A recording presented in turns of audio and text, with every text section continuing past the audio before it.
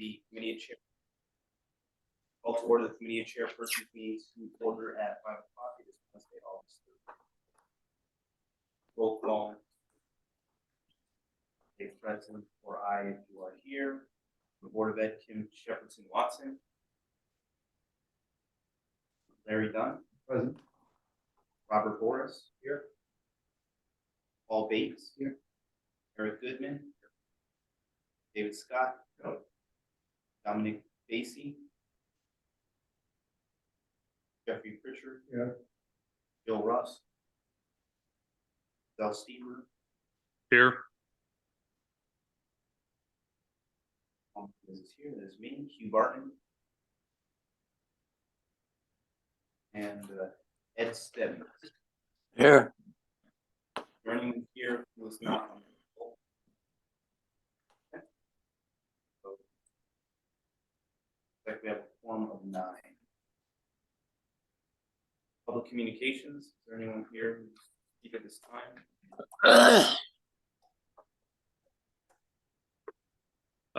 Just for the record, your audio is breaking up. I'm having a hard time hearing you.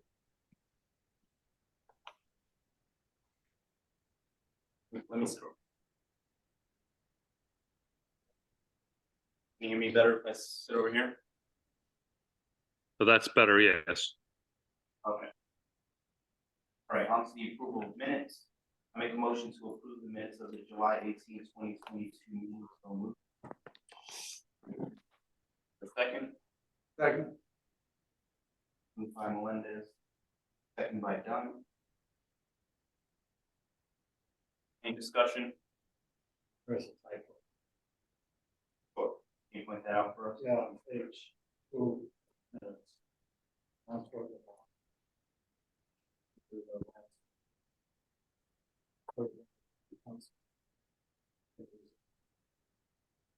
Sustainability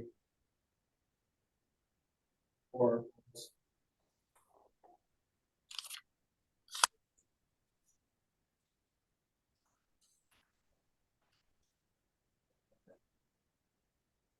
got it? Yep. Thank you. Any other? Right. You passed the test. All right. Any other discussion? Seeing none, I'll call for a vote. All in favor, say aye. Aye. Aye. Opposed? Abstentions? There's unanimously 9 in favor, 0 opposed, 0 abstaining. Items of business, community engagement strategy. I'll come sit up there just to make sure for the recording. So staff want to give an update on a number of items, kind of bouncing through myself and others. But the first thing we really wanted to talk about was a community engagement strategy that we're going to we're working with the Horsley Group on this. They've helped us with planning activities over the past probably 8 or so years. And Hey, John, to interrupt you, it is almost impossible to hear what you're saying. You've got to get either close to that microphone or something has to be changed because I cannot understand what you're saying.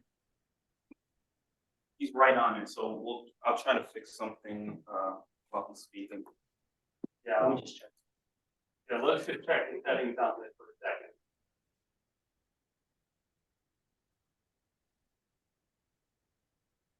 Ed, can you hear us okay? Or is it choppy? Little gobbled. Little gobbled.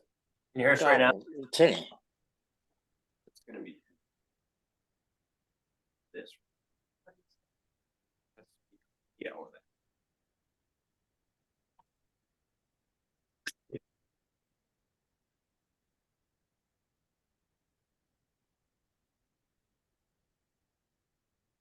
Can you hear right now? That's much better. Yeah. Okay. All right, you can hear us okay right now? Yes. Yep. All right, good. All right. Thanks for working with us on that.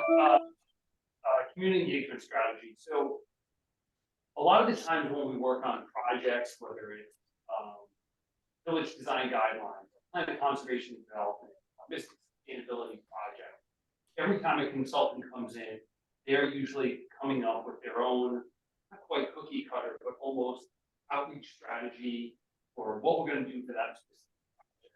What we wanna do is take a big step back and how are we doing community engagement, all the projects that we're doing moving forward, up with the uniformity on that and start doing a lot more outreach prior to some of these projects starting. And, you know, some of this is gonna be driven towards a lot of these projects that really, you know, all of you are at boards and commission members, meetings all the time. We often hear from very small group of people, and it's not full representation of 39,000 people that live in Groton. With our ARPA project, we did get a lot of community engagement, but a lot of that was engagement. So we're looking for some ways of how we can reach people, get the word out, and get some better. That's something we're going to be working on over the course of the next months. And then that's going to help a lot of our, a lot of the strategies on.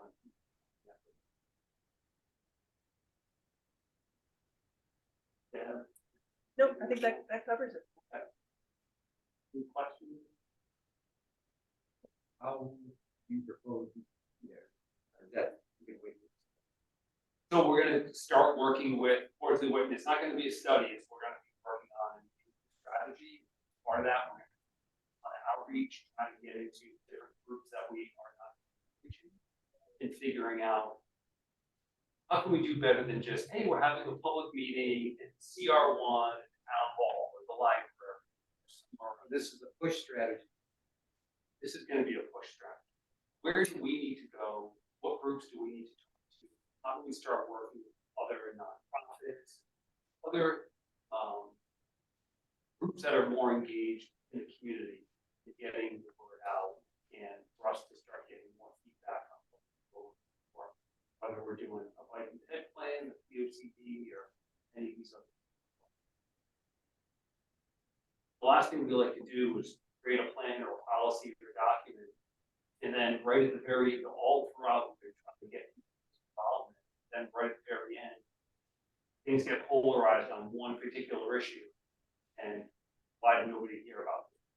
So a lot of other municipalities across the country are taking a very different approach to how they do community engagement. So we'll give kind of a quick update on some of the upcoming. So the first one, the climate action plan. Megan, do you want to come on up and the hot seat over here? You want to?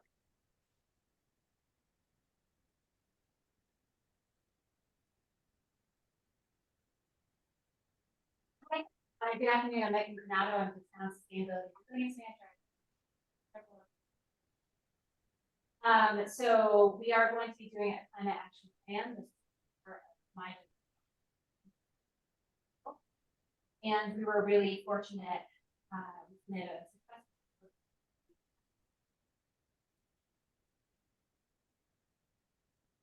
We're going to using that funding to really develop the roadmap. And we're able to mitigation and adaptation. So part of it's going to be looking at our greenhouse gas emissions, our fleet, continuing to building over. And then with adaptation, it's, you know, how are we grappling with flooding issues? Forms, all this, looking at projections, what do we need to be putting out so with all of that, we're going to be setting goals, big actions, tracking strategies, and really trying to get. And yeah, we're hopefully going to be hitting the ground running probably this year. Paperwork for the grant, so it will be a little bit longer to speak out.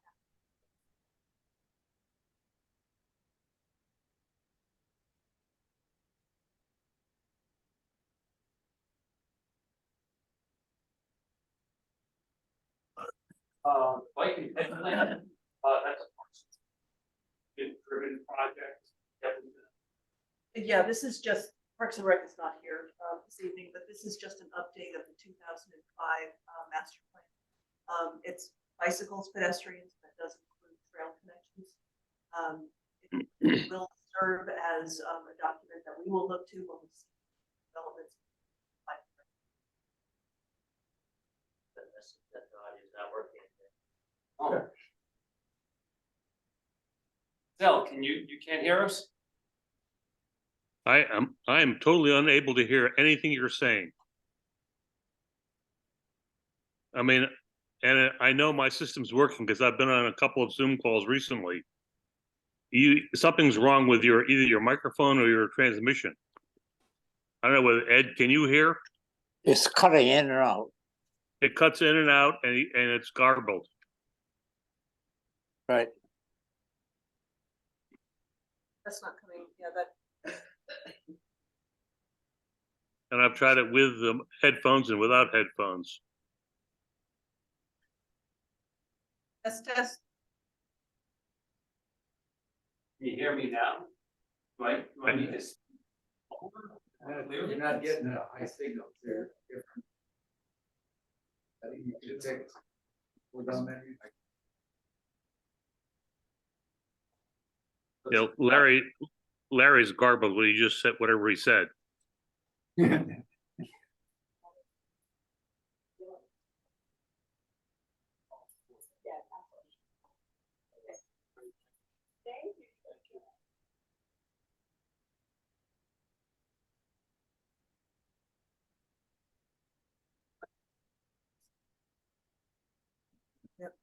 You got to pull down. This anchor. Like a power conference. Anchor power conference right there. Right Drop where down, man. So. Oh, Right. There you go. Yeah, there you go. You hear me now? A little better. That Is that a little That is- better? that is much better. Okay. Now, Uh, Larry, say something. I will certainly try, Sal. Okay, I can hear you. John, you say something. John Reiner. Oh, yeah, I was gonna say, which John? Okay, that sounds good. Deb, can you speak? Sure. Deb? Can you hear me? Can you hear me? Okay, you're come in and out. That's all. Okay. I can generally hear you, but you're coming in and out.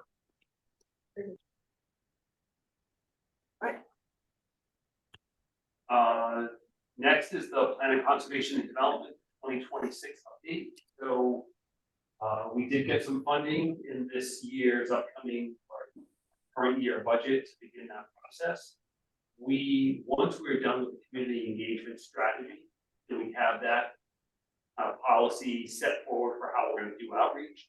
After that, we're going to really dive into how we want to put together the RFP for the POCD. And I think sometime in the next couple of months, we do want to hold a brainstorming session with our zoning commission, talk about the future of the POCD, kind of the projects, the length, the format of it. And again, RFP process. I think on the selection committee for our consultants, we'll pull in some of our boards and commission members, probably a member of the zoning commission, conservation, PDC, just to have some public involvement with that consultant.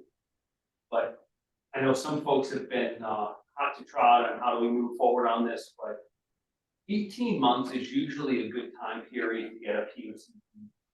The last time that we had done it, it took longer because we had a lot of staff turnover at that point in time. I think we're all here to stay point, so we want to see this get done.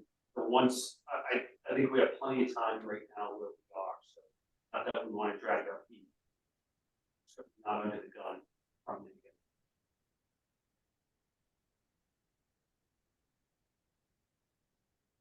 Yeah.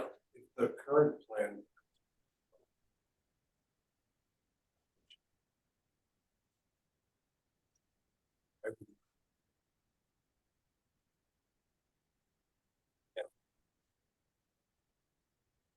No, I think he said it will take, it's an 18-month Right, project. why not, why not? So it's a document that's updated every 10 years. Right now, we have other kind of short-term or specific study plans that we've done, whether it was our housing plan, or some market analysis. Even that, we're getting some updated numbers on. We really want to make sure that we have an effective public engagement strategy before we jump into it. So it's not that we're just gonna sit and wait for it, but we want to make sure. The last time we did the POCD, we didn't get the amount of public input and engagement that we wanted. That's been the case with many of our planning documents. They're only as good as the public engagement. Right, I'm just saying though that listing. And. Now. Yeah.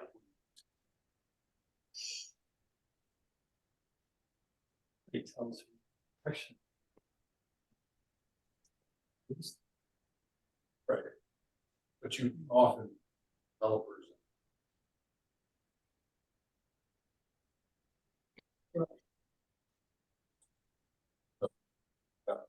Housing stuff.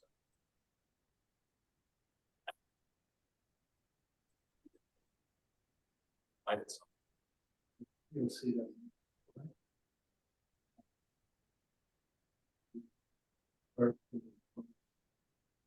You understand? I know what you're saying. So, yes, in the next POCD, and that's one of the items that, as a community, if we don't have good engagement, we're gonna see what happened the last time we saw public properties proposed for development with higher density housing.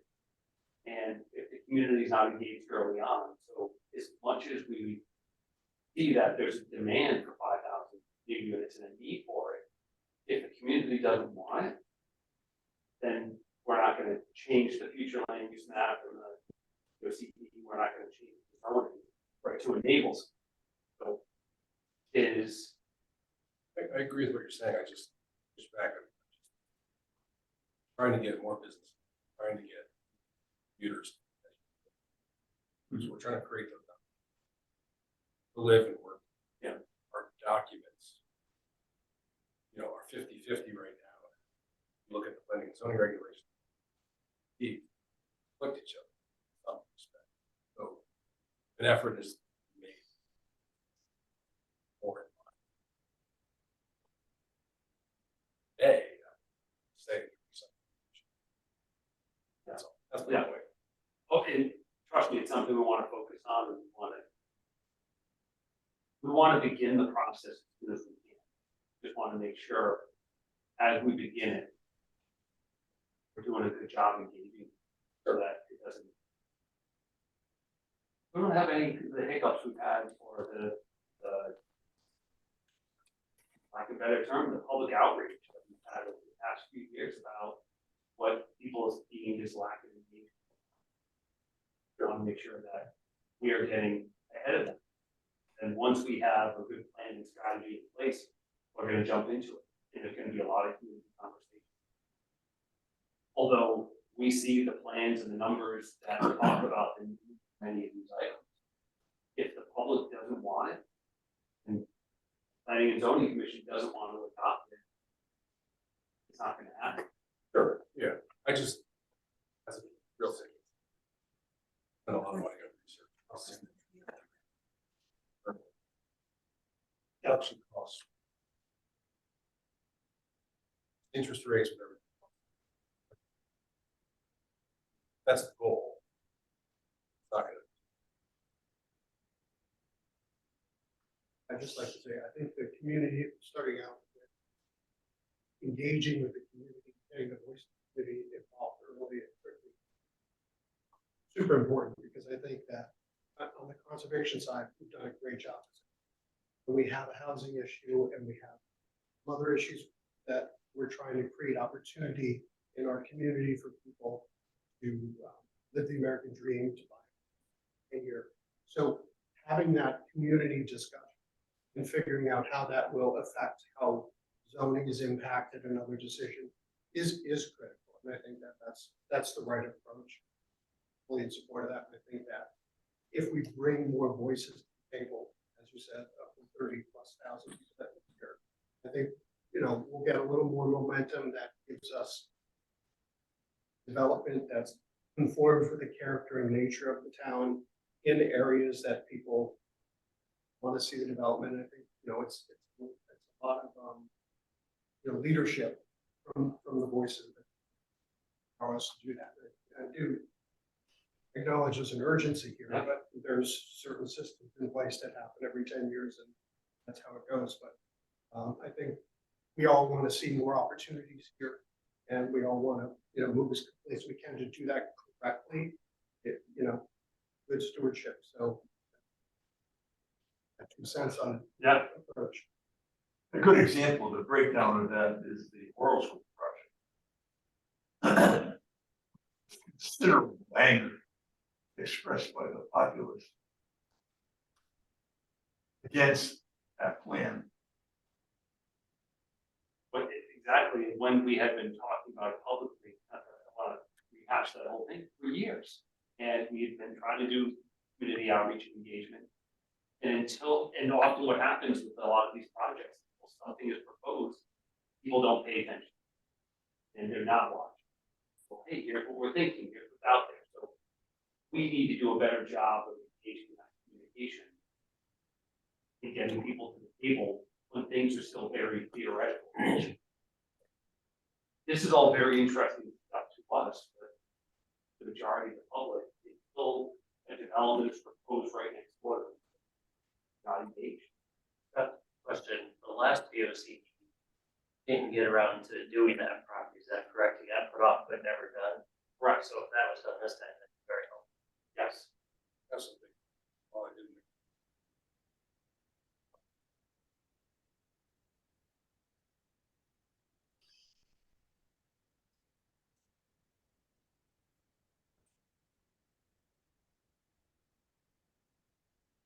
Outrage, density, bulk. You're very. But I do agree with you. I disagree. I think community work outreach is able to way to stop it. But no, I agree in some. There were people, I will say there were many people. Corrected.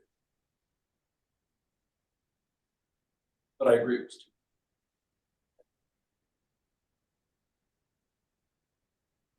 Thanks for the feedback.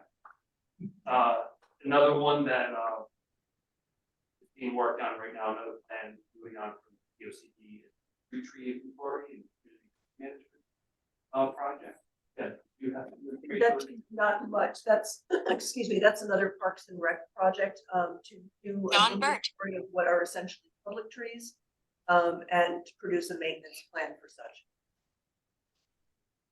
Hey, John, Yeah. can you hear me? Listed in this way. So we can still hear from your end, so this is just so you can hear. Okay, I got you. I think I've got you on the speakerphone. Someone needs to say something now. Can you hear us now? I can hear that, yes. Okay. We keep trying to do better with these technological issues. Sometimes, Sometimes it works. sometimes it does. Now, Mark Berry did tell me the plan kickoff for the street tree inventory is 9/29. And I didn't get a chance to mention under the pedestrian plan, he says that should be ready to present to the council very soon. And then just last one I want to bring up, the disposition of excess public property. So the town council did modify and adopt strategy for how we're going to be doing that over the course of the next few months. Office of Planning and Development Services is going to be putting together some RFPs, which for some of the properties, we'll be running those up the chain and beginning that process.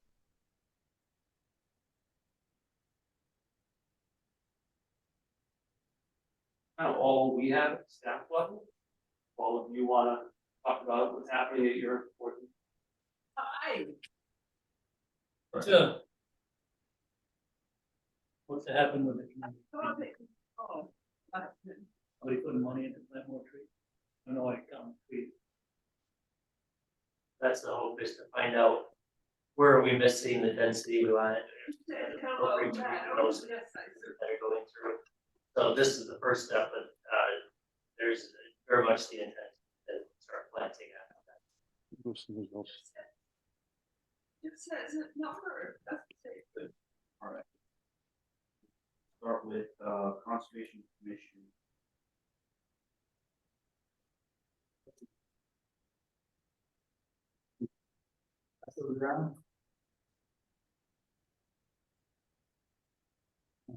In the interest of time, I'm not gonna go over everything on this, I'll just do a couple highlights, if someone has a question at any bullet points. Speak up. So there's a couple of points, you mentioned the P O C D, and we kind of focused on the Conservation Commission.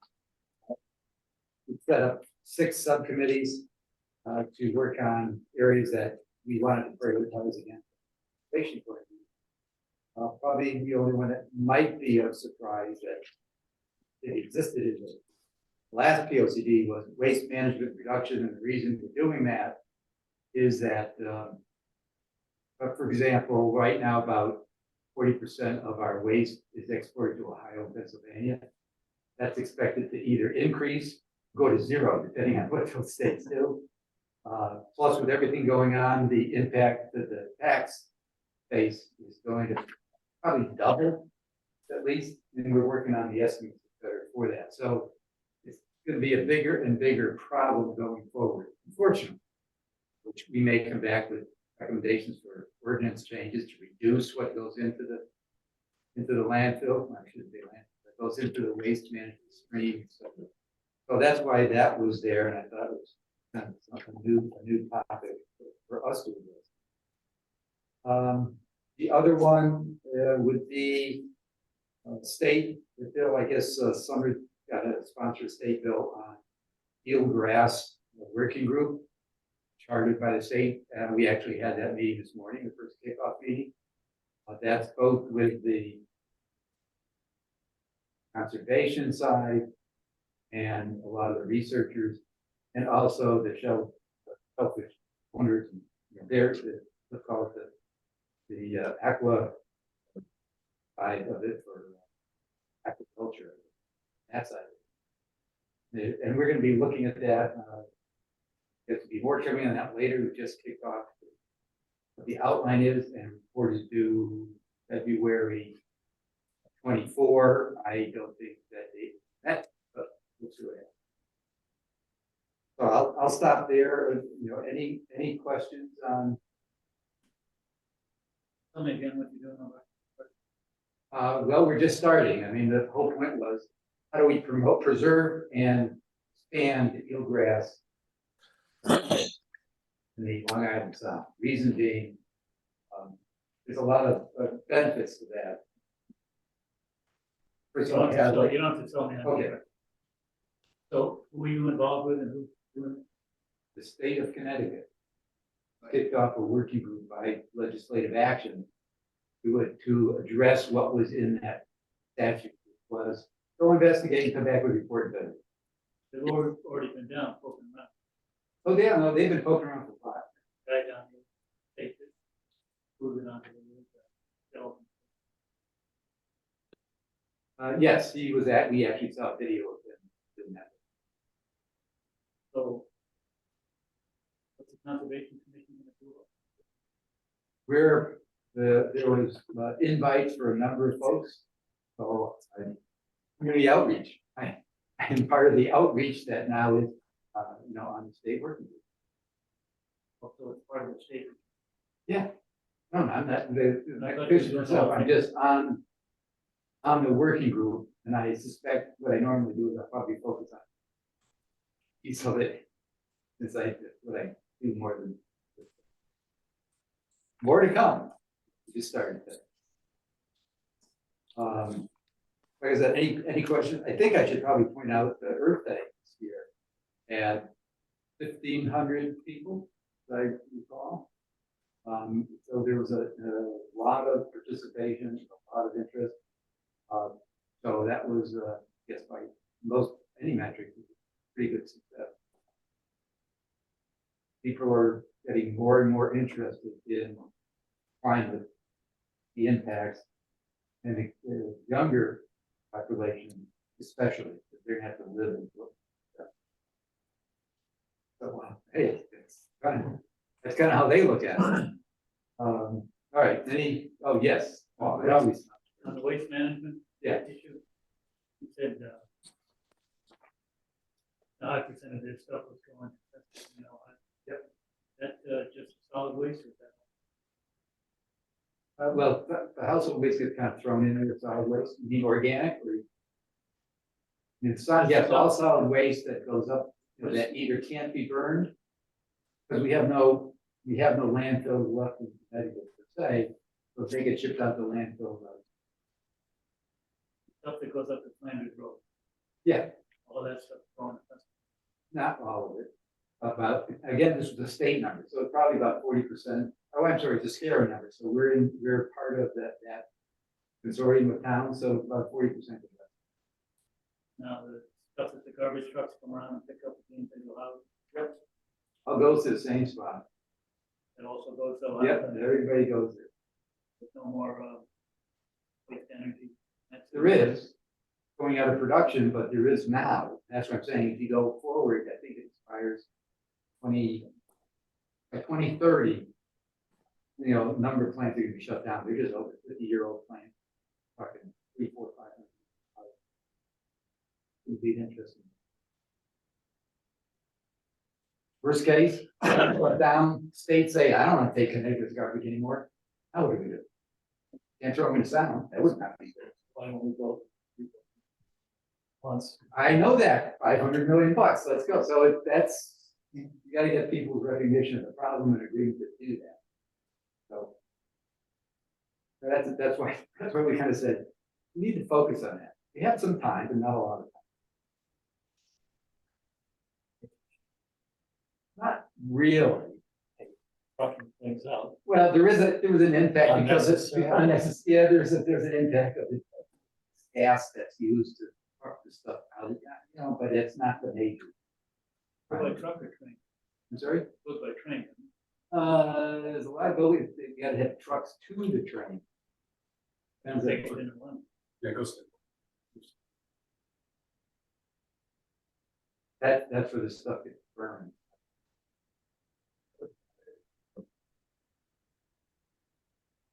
Anywho, more on that later.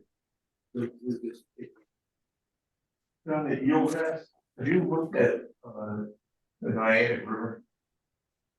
I personally looked at it, no. No, but water for East Lyme worked on increasing yield grass for quite some time in the Niagara. There's a number of studies that they've referenced that trying to dump that into the committee for review. And we look at those studies. A good post that I got a lot of reading. I did some of those studies. All right. And Noted. We'll move on to the Economic Development Commission and Chair Report. I'm just, we're really focused on trying to figure out ways to attract developers and people to invest in the community that will bring the mix of housing and other things that the community will approve and wants to see in the right area. I think we feel a lot of pressure to figure out ways to do that, especially with the expansion of electrical. We kind of feel that it's an issue of creating opportunity organically here.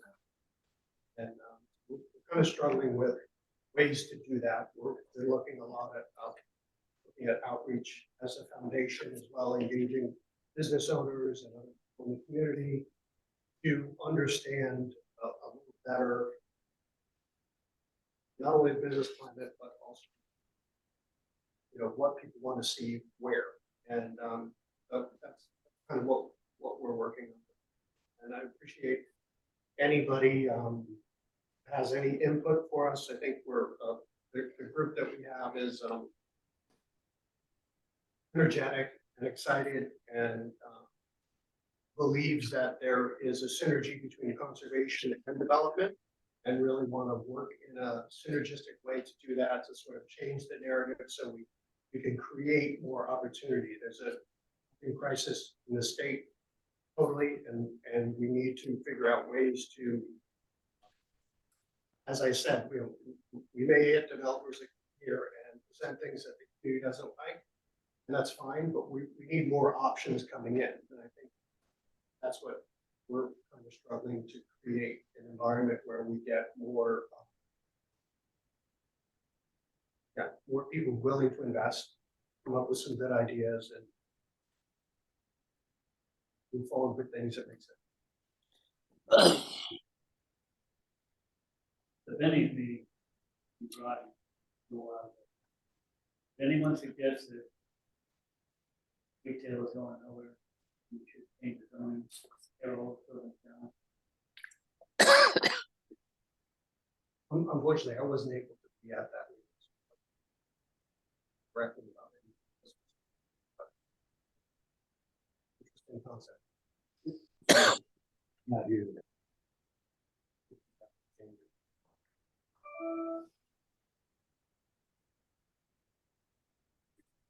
Retail, especially.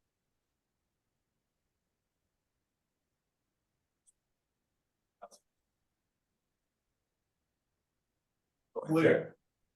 Downtown. I think the point great. No, but I No, think that if you so- bring people. Get to live in the shopping. But you attract a lot of people down there. In my units. I think it needs to be a thing for residential. Do a mixed use. Put people in an area that's dense. Not completely. Next use. Place. In some fashion, yeah, but there's other things. I've looked at. There. Just that you can't get the people that own the property to invest in changing Well, that's partial. money. Right. I think one of the cases, when you talk about zoning related to parking, a little confusing. We want to promote walkability in areas, but we have some parking requirements that are, promoting more parking, and it makes it more difficult for a developer to present a project. So, there's ideas where we create, with the zoning, some ideas where you create flexibility that a developer can present. And then you can discuss sort of adaptation to that. But parking is one area nationally that, we could go on and on about it, that specifically drives architecture and development towards an automobile-centric kind of world. And so as the POCD moves into walkability, we need to discuss, do we need to have rigid parking requirements in the zoning regulations that preclude the developer from having a creative kind of mixed-use, walkable architectural development presented to the town. A lot of developers who just look at what you can do. You do the massing based on the parking, and then it doesn't fit. They just move on. Yeah. What I'm trying to say is there's some creative ways that we can, not open the floodgates to development we don't want, but to create a space that developers can present interesting ideas that get us more towards the walkable communities that the POCD seems to be driving towards. Yeah, absolutely. But that would eliminate a lot of the parking requirements. You don't need public transportation. This is. Do. There are tons of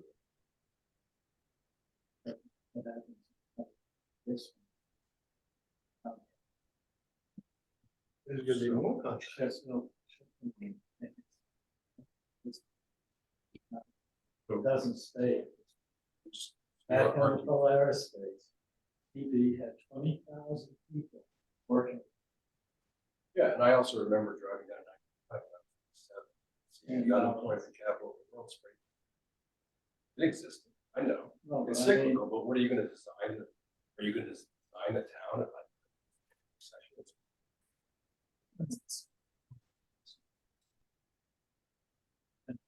People will create jobs, they come here, they create jobs.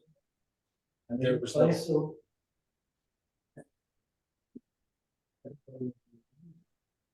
You're advocating to no construction, no development. Conditions. Yes, no. There's something we have to be careful with over a long period. He's saying, I'm gonna know we're not. Oh, 10,000 units.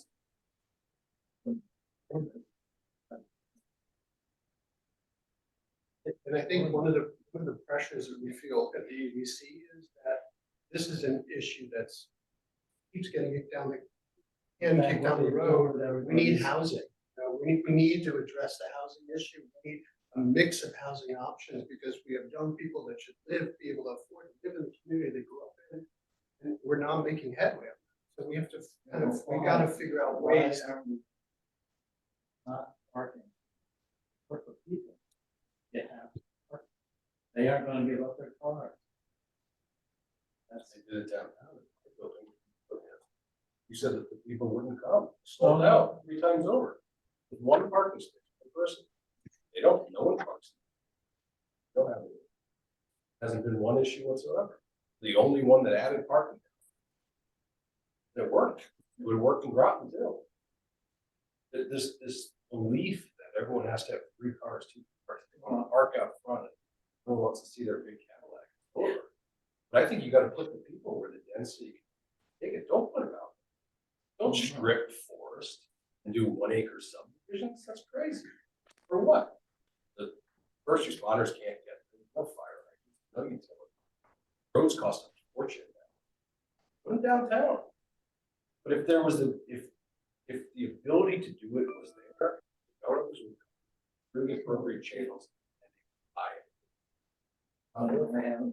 Because it's not worth it. For many reasons. Didn't plan on making this. Give you a better art. Because as a developer, I'm not worth it. Of course, the government. So move on to the Harbor Management Commission share base. Yeah. A couple ongoing concerns that we don't seem to ever make any progress with. There's a one marine operator on Mason's Island when last change was done in the speed limit on the Mystic River. It was decided that there couldn't be an additional speed limit around the end of Sixpenny Island so that he could come run his motorboats and test them instead of going up by Ram Island. There is another speed limit that covers the whole state, but most people ignore that. And really turned into quite a toilet bowl there. Saturday afternoon, Sunday afternoon. We'd like to have some more police presence there, but as you saw in the paper the other day, the city of Groton, most departments check people for a life jacket rather than trying to slow down the speeder. For the last 3 directors of planning, we've asked them to get us some funds to complete the harbor management. Perhaps I'll do the current one. And recently ran across an organization that's just started up called the Alliance for Mystic River Watershed. And I'm hoping that they can help us out and give us some idea if hydrilla and water chestnut going up in our waters. And hopefully the saltwater concentration in the flushing will keep away. Really don't look forward to DEP coming out, driven herbicide.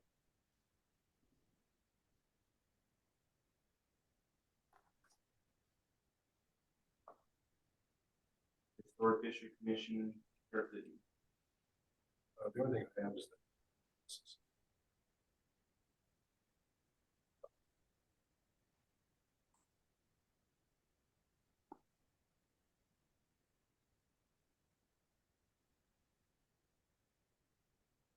In Wetlands Agency, there's Been very quiet in the last half a year, which is good. Maybe not from a construction standpoint, but some of the large areas of town have considerable wetlands in them, and major wetland belts that will frustrate large development. Running up against that, and you run into areas, West Oralfield, for example. When I looked at the plan, there were buildings sitting in wetland. It didn't come to that point, because it would have been ideal. But people seem to not pay attention. Builders from outside, builders from local builders tend to be pretty good as far as understanding what's going to go and what's not going to. But builders from outside of the area think they can come in and do like they do in Texas. They build everything everywhere, and we're storing. So anyway, we've been quiet. I expect development to pay off, but we'll see. very good. And Zoning Commission, Chairperson. We have changed zoning regulation. Cannabis. That's.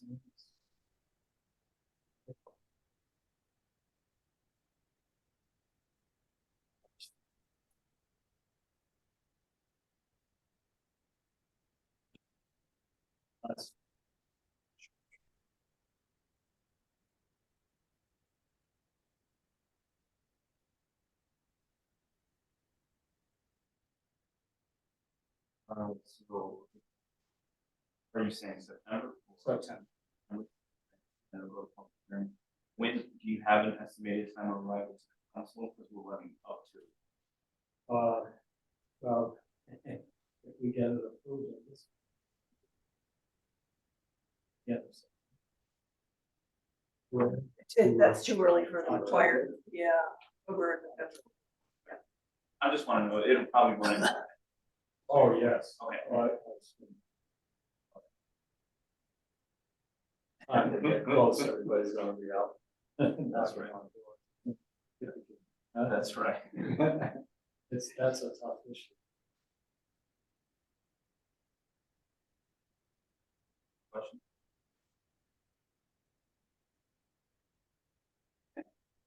You Resilience and Sustainability Task Force, Chair Steve.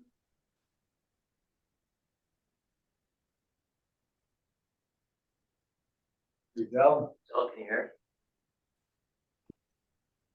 I'm sorry, I have not been able to understand what it is you're doing and where you are on the agenda. It's been impossible. I can give you an update at some point if you want on what we've been doing in the task force. Otherwise, I'll have to listen to this afterwards to hear the recording, because I cannot understand what anybody is saying. Yes. Yes, if you where- can give it an update. I'm sorry, Can you give an update? can I give an update? Yes, be happy to. Let me ask, can you all hear me? Okay, well, so since last time we met, which was a year ago, we've been successful in having the town hire manager for resiliency and sustainability, and that was Megan Granato, and she was, I think, introduced by John earlier. The two major issues that have been sort of going forward with the task force is in the area of resiliency is what the town should be doing in terms of how to manage major storm events, that's floods, high winds, and so forth. And the second is the issue of extreme heat. As you know, the planning office has underway a study for downtown Mystic, and that seems to have been going very well. One of our task force members has been involved with that effort. The planning office had run a public meeting earlier this summer on extreme heat. It was conducted by a summer intern and was, I think, well received. Unfortunately, only 25 people showed up for that meeting. Changing the subject to what we've been doing in terms of the other side of the equation, that is what to do about sustainability, and that it has to do with looking into the future and how do we go about trying to, in our community, reduce greenhouse gas emissions. What's typically is referred to as mitigation. The principal effort that has been underway with the task force is principally my efforts to work with the state of Connecticut to try to increase public transportation in in eastern Connecticut, and that is a two-part effort. One is to have Shoreline East extend from New London all the way to Westerly, Rhode Island. And we've been working recently with the people in Rhode Island to see if we can get that then going from Westerly on up to Wickford Junction, where we would hook up with the Boston system, the MBTA. And so what has happened at the state level with the Department of Transportation, as you recall, the General Assembly at our urging, and this includes the town of Groton, New London, the city of Groton, and Stonington, did pass legislation that directed the Department of Transportation, Connecticut Department of Transportation, to undertake a feasibility analysis of the expansion of the transportation, and that's been underway. They missed their first year deadline, and that was extended by the General Assembly until January 1st, 2024, which is coming up rather quickly. That was a $2.3 million study, and partly because of the nature of what's happened with the state in terms of retirement and with the terms of hiring, the Department of Transportation has essentially gone out and had that entire study done by some 5 different consulting firms. What's important here to note for everybody is that they're going to have a draft report out September 5th. And I would encourage you all to go to the website at the Connecticut Department of Transportation to look at that draft document. That draft document, which is the important part, is a 60-page report coming up with their recommendations as what they think is feasible.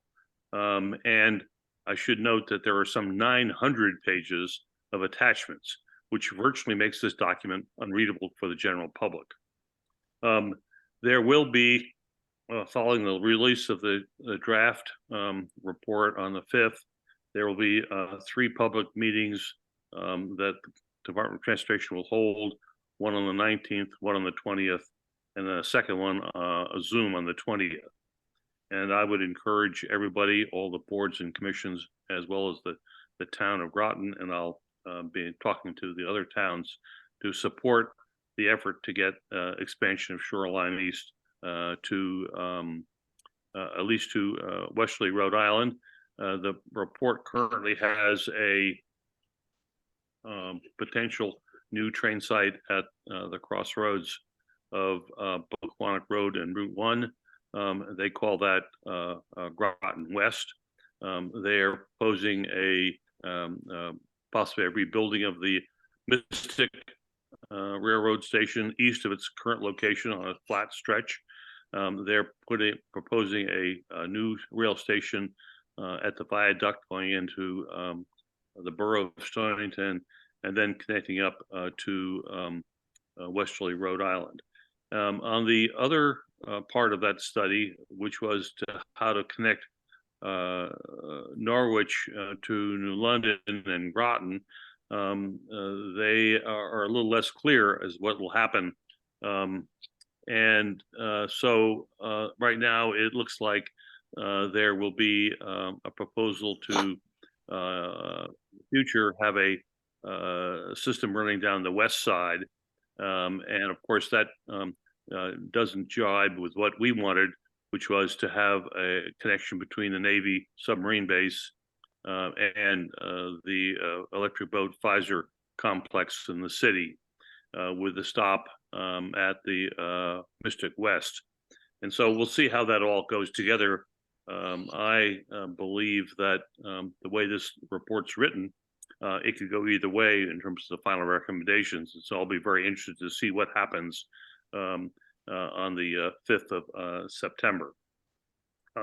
The final report will be, they say at Department of Transportation will be issued on the November 30th, and then that'll be passed on to the General Assembly, and we'll see what happens with that. I should say is that John Reiner's office, with the help of Megan, has secured $200,000 worth of a planning grant to develop a climate action plan, which we think in the task force is terrific.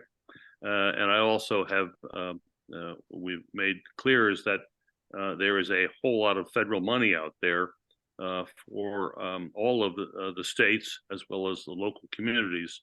That was passed a year ago.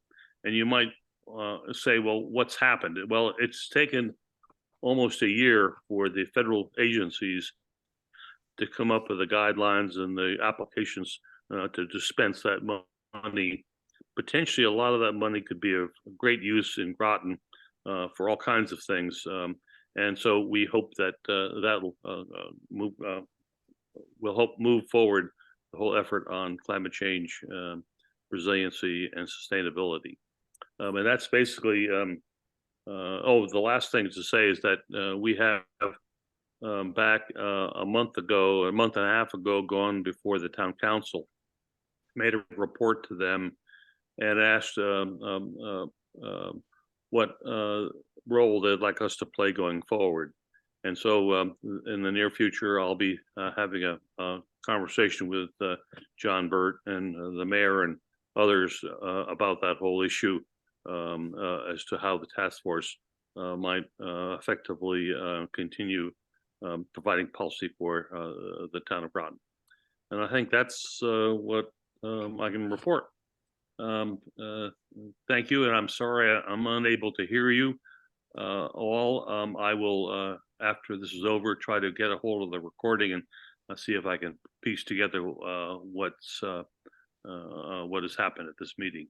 I think the other point, I guess the last point, is that it's pretty clear that if we don't work together, this climate change issue is going to basically eat us alive. It's going to make COVID look like a piece of cake, and that's saying quite a bit. But I think the task force, as we've looked at this issue time and time again, it's become clear, and certainly it's no small matter. This last summer, we've had certainly orange skies and very bad health issues with air pollution from the forest fires that were in Canada. So I think what's going to go forward is going to be very important in terms of how we manage ourselves in this changing world of climate change. I think it's no secret we've got a major storm coming up the coast right now, and we'll see how that looks. It's going to go across Florida, apparently as a category 3 or 4, and that's pretty devastating. Well, so with that, I'll try to answer any questions you might have, although it's going to be hard given this video. Thank you.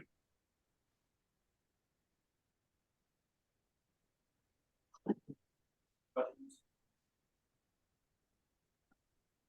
Move on to zoning board of appeals, Chair Stebbins. No report. Guess I'll finish up. It's been a while, just cover what we've done recently.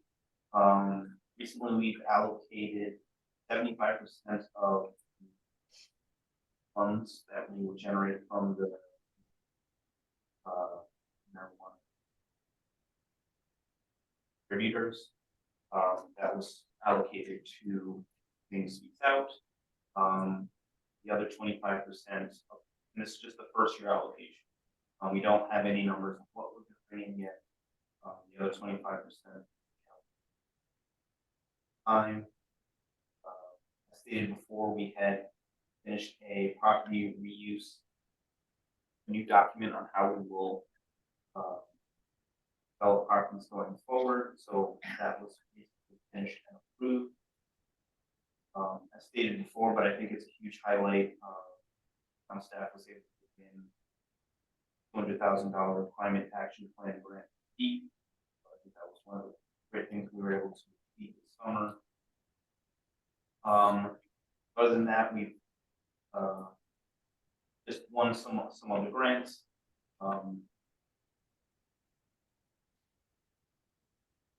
That's all I have, unless someone has any specific questions that I can be doing moving forward. Those were just